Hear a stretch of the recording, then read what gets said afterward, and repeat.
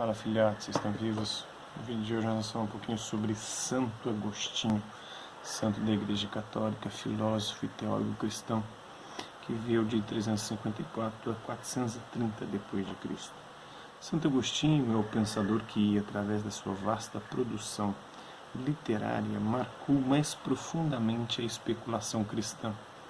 Sua profunda cultura humanista, pois foi professor de retórica, da arte de falar bem, antes de sua conversão ao cristianismo, tornou-o sensível aos grandes temas que preocuparam o ser humano em todos os tempos: o bem e o mal, a liberdade, o destino humano, a história e a sociedade. Várias de suas obras figuram no rol das mais importantes da literatura universal de todos os tempos, como Solilóquios, diálogos consigo mesmo, com o seu eu interior, com o mestre interior, as Confissões, onde ele faz um relato de toda a sua vida e confessa várias coisas, entre elas que ele roubava frutas quando ele era criança. A Cidade de Deus, onde ele trabalha os conceitos de cidade de Deus e cidade dos homens, uma dominada pela virtude e a outra pelo pecado, uma condenada à danação e outra à glória celeste. Esta última, em particular, influenciou decisivamente os rumos políticos e as práticas sociais da cristandade medieval. No campo da filosofia cristã, supera definitivamente as vacilações, dúvidas e desconfianças em relação à possibilidade de dar acolhida no cristianismo à filosofia antiga, inclinando-se decididamente pela posição de São Justino, que acreditava que era possível conciliar fé cristã e filosofia grega.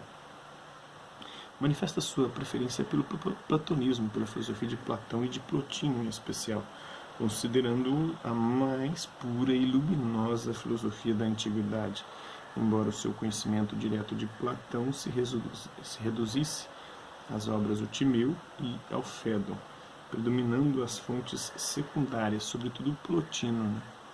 Sua trajetória intelectual antes de chegar ao cristianismo passa pelo maniqueísmo e termina no platonismo, largamente influenciado pelo ceticismo da nova academia. Então, o maniqueísmo era a crença de que o bem e o mal são eternos, duas entidades criadoras e eternas, e o ceticismo da nova academia era uma corrente filosófica que duvidava de tudo. Daí o seu empenho após a conversão em superar o ceticismo daquela escola como incompatível com a verdadeira doutrina de Platão, atribuindo a Antíoco a responsabilidade de ter profanado o platonismo ao introduzir nele elementos estoicos do estoicismo. Antíoco, depois de frequentar a escola do acadêmico Fílon e do estoico Mnesarco, entrou como auxiliar e membro da antiga academia platônica.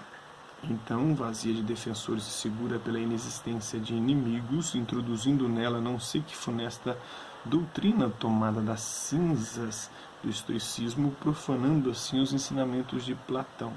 Porém, Fílon, retomando as mesmas armas, resistiu até a sua morte, tendo o nosso tudo destruído o que restou, não admitindo que fosse manchado ou arruinado que tanto amou em vida. Por isso, não muito depois dessa época, serenada toda a obstinação e pertinácia, e removidas as nuvens do erro, a verdadeira doutrina de Platão, que é a mais pura e luminosa da filosofia antiga, voltou a brilhar, sobretudo em Plotino, filósofo platônico tão semelhante ao mestre, que se pensou que ambos tivessem convivido, embora pela distância do tempo que os separa seja preferível dizer que aquele reviveu neste, ou seja, que Platão reviveu em Plotino. Está na obra Contra os Acadêmicos, capítulo 3, versículo 18. Santo Agostinho deixou formulado, indicando o caminho para a sua solução, o problema das relações entre a razão e a fé, que será o problema fundamental da escolástica medieval posterior à patrística, período ao qual o Agostinho pertencia. Ao mesmo tempo, demonstra claramente sua vocação filosófica, na medida em que, ao lado da fé na revelação, deseja ardentemente penetrar e compreender com a razão o conteúdo da mesma, o conteúdo da fé. entretanto, defronta-se com um primeiro obstáculo no caminho da verdade, a dúvida cética, largamente explorada pelos acadêmicos. Como a superação dessa dúvida é condição fundamental para o estabelecimento de bases sólidas para o conhecimento racional, Santo Agostinho, antecipando o cogito cartesiano, antes do penso logo existo cartesiano, do cogito ergo sum, apelará para as evidências primeiras do sujeito que existe, vive, pensa e duvida. Se eu duvido, eu existo. Depois o Descartes leva isso além, dizendo a única coisa que não tem como duvidar é do pensamento, porque duvidando eu estou pensando. Se eu penso, pelo menos o meu pensamento existe. Então, por isso penso, logo existo. Mas para dar a conhecer rapidamente o meu projeto, qualquer que seja a sabedoria humana, vejo que ainda não a alcancei. Contudo, como ainda estou com 33 anos de idade, julgo um dever não desesperar de poder alcançá-la um dia, pois, tendo desprezado os bens que os mortais mais apreciam, decidi consagrar-me à sua investigação.